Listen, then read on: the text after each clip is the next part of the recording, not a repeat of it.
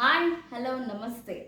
Welcome back to the second part of Crop Production and Management Class 8 Science. In the previous video, we have discussed the Chapter 1 Crop Production and the Management Part 1.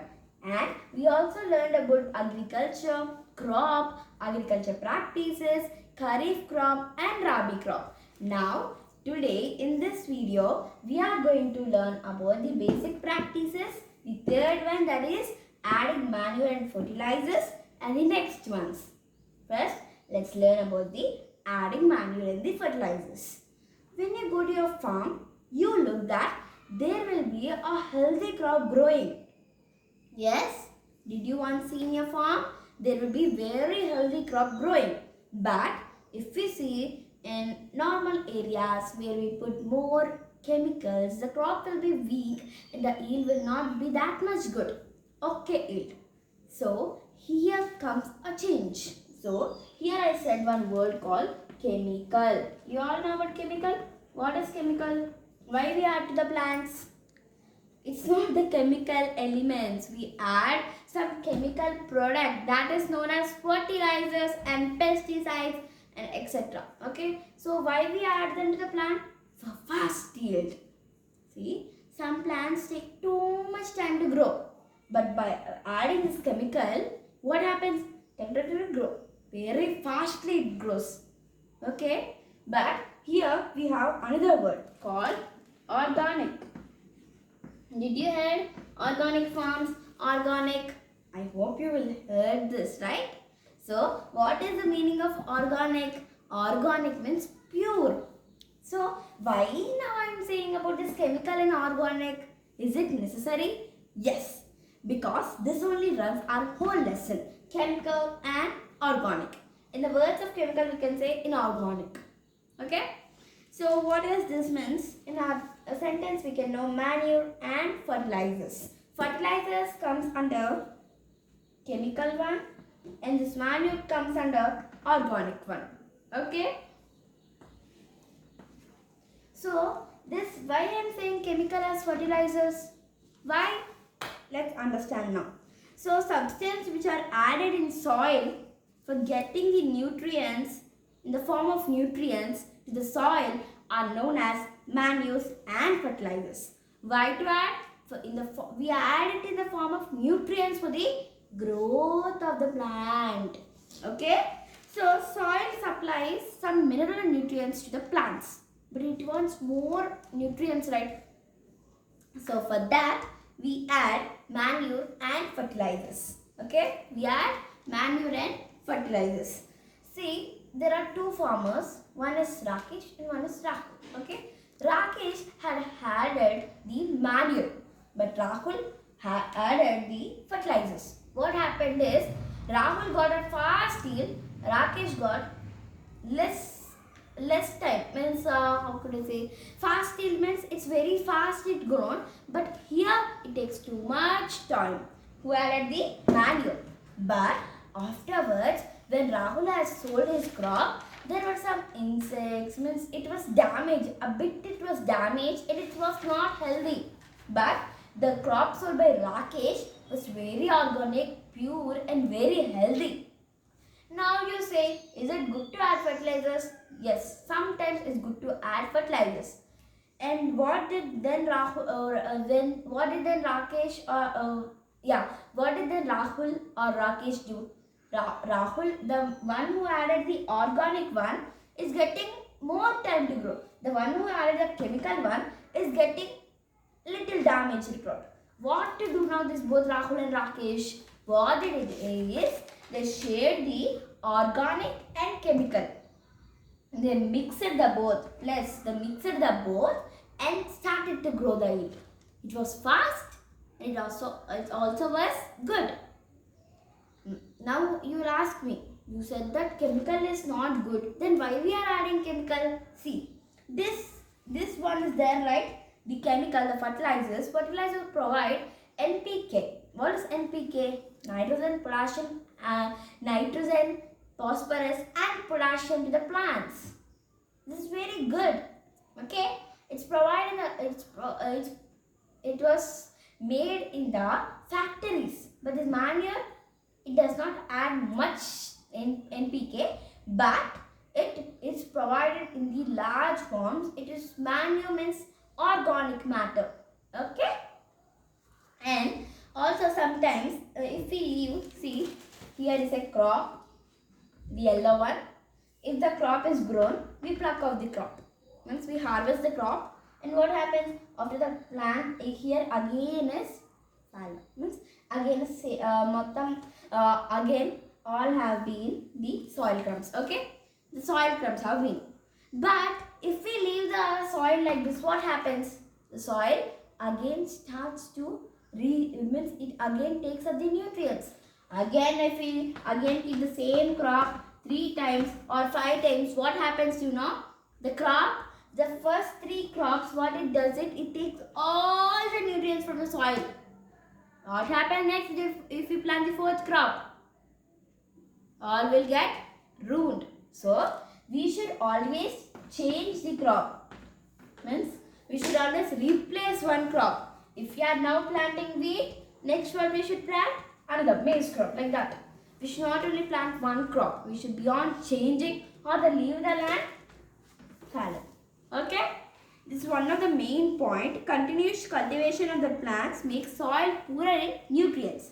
In this case, we add fertilizers or manure. Okay. So, manure is an organic substance. Fertilizers is an inorganic substance. But it contains urea, ammonia sulfate, superphosphate, and nitrogen, phosphorus, and potassium. These 3 are very important for the plant growth. So, we should always balance the need. Means we should not add this much very more and that much very more. We should always add to the right quantity. We should not get unhealthy. The plant should also grow fast with healthy product. Okay. So, this one, the interchangeability, wheat and maize is there, right? That's called as crop rotation. We rotate. We only do not keep one crop. We rotate the crop. That's known as crop rotation. And now let's know the difference between fertilizers and manure. What is the difference between fertilizers and manure? Fertilizers are man-made inorganic substance. Manure is natural substance by the decomposition of dead animals, dead matter, and the dead leaves, dry leaves, and also the kitchen waste and all things, vegetable peels, fruit, like that. Okay. Even the decomposition of cattle dung. Mostly in farms we see that they put the cattle dung for the manure because it's too nutritious, they say. So after these and all, what we do? We add even the cattle dung. Cattle dung is also important. Next, fertilizers are prepared in factories. Where are these prepared in? Factories. Manure is prepared in fields. Fertilizers are prepared in factories. Manure is prepared in fields. Okay. Next, fertilizers do not produce any humus. You know about humus, right? But manure produce. And also fertilizers are very rich in plant nutrients like NPK. Note it down. What is N for nitrogen? P for phosphorus. K for potassium. Okay. And then manure is relatively less rich in plant nutrients. But there are some more advantages of manure. Because manure enhances the water capacity. Means if a plant is there, it enhances the holding of water. Okay. And then next what it does, it also produce and also produce microbes. What does these microbes do? They fix the soil. The nitrogen fixing goes.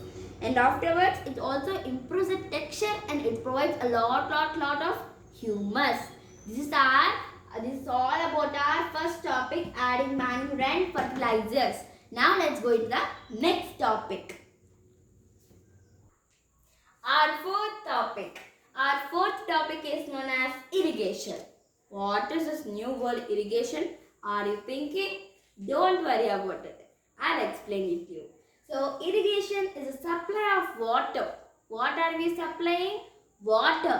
To whom? To the crops. So the supply of the water to the crops is known as irrigation. Plants need water nearly 90%. They need 90% of water. Okay, for performing photosynthesis. Okay, so this is required. So in the regular intervals of time, we have to give the water to the plants. In a glass? No. There are some modern and traditional methods to do this irrigation. Now first, we'll know the sources of irrigation. For water, what are the sources? Sources means from where we'll get that irrigation. For water, what are the sources? Come on, tell me. Ponds, lakes, rivers, dams, wells, etc. Okay. So these are the sources. Now, first we are going to the traditional methods. The traditional methods. So, should I mention on the board? I think if I say it's okay, right? So, the traditional methods means water, what we said, ponds, lake, canals, tube wells, right? So, mainly they would have a well. Okay, they would have a well, tube wells or canals. What these they do? What did the well or tube wells do? What did they do is they do mainly in the traditional method we take human labor, means we do a lot of the work, lot of hard work and do it very toughly. We put more effort. What we put? More effort, and it also takes more time. Okay, it also takes more time. So in traditional it takes more human effort, means human time and effort also, means it's all linked. Means human, the farmer is there, right? Who do agriculture, what are they called? Farmers. The farmers do a lot of effort. Okay, there are many ways. There are many ways called as mouth, chain pump, Dakley and liver system. Means this is some of the ways. If you look into the pictures given in your textbook, mouth, chain, pump, pulley system, Dakley and liver system, these all are worked by the cattle human. Means the human and cattle do the lot of the work. So just look into the pictures, you'll get more understandable by looking in the pictures. And now we are going to get into the modern methods. The modern methods of irrigation. So the modern methods of irrigation are sprinkler and drip system. In the traditional methods, what we understand? We understood that it takes lot of human effort and it also takes more time, but they're cheaper, means in the less cost. Okay, and in the modern methods, it don't take human labor itself. Human or cattle is not involved. It takes less time and it's little expensive. And also it provides it provides a good water efficiency for the plant. So which is better? If it's a small farm, these methods, the traditional methods are good. But if it's largest farm, these sprinkler and drip system is very good and efficient too. So after all, now let's discuss about the sprinkler system. Sprinkler system, it's where we already learned about leveling, right? So the land is like this, and this. The sprinkler system is used. Means what does the sprinkler system do? The sprinkler system is like this, and it's having knob. And the lines are there, right? The knob will be on rotating, and the water gets sprinkled throughout the land. And you can see the picture here. Yeah? So this is the sprinkler system. The rotating nozzles will be and a main pipe. There will be a main pipe, and then more like this the systems will be given. And this one is very useful for the lawns, coffee plantation and other crops. Next, it also is used for the uneven land and mainly for the lawns, farms and the coffee plantation and other crops. Now, if we come to the drip irrigation, drip system, what happens is the best technique for watering the fruit plants, flowering plants and vegetable plants. Okay, it's also good for little agriculture, means a small land like this, a small land. Okay, and this system is like containing like this. The plant is here, friends. Okay, it's a plant. I could not draw it neatly. And there will be a main line connected to it, and here one line will be. Means the pipe will be pouring the water in it, and what happens is when the water is dripping into it, the pipe gives off water in a regular intervals. It set a timer. In certain time it gets stopped. Okay, in certain time it gets stopped. So the drip irrigation does not waste water because it stops in a certain time. It's about modern methods of irrigation. So I hope that you understand about irrigation well, and I want to tell about one system which is very prominent. Means I want to again differentiate about the traditional and modern system. That traditional are every time good, friends, but what is that is it takes more time and more sweat in the hot summer. How can the farmers do that much? Yes, they had adapted the type, but our government, what it did means we have invented the sprinkler and drip system to reduce the less uses of human labor and the time, because time is very precious. So I think I am clear with this sprinkler and this drip system. Yes? Okay. So today in this session, what we have learned? We have learned about the, we have learned about the adding manual and fertilizers and irrigation, sprinkler and drip system. Now we learn about the protection of weeds.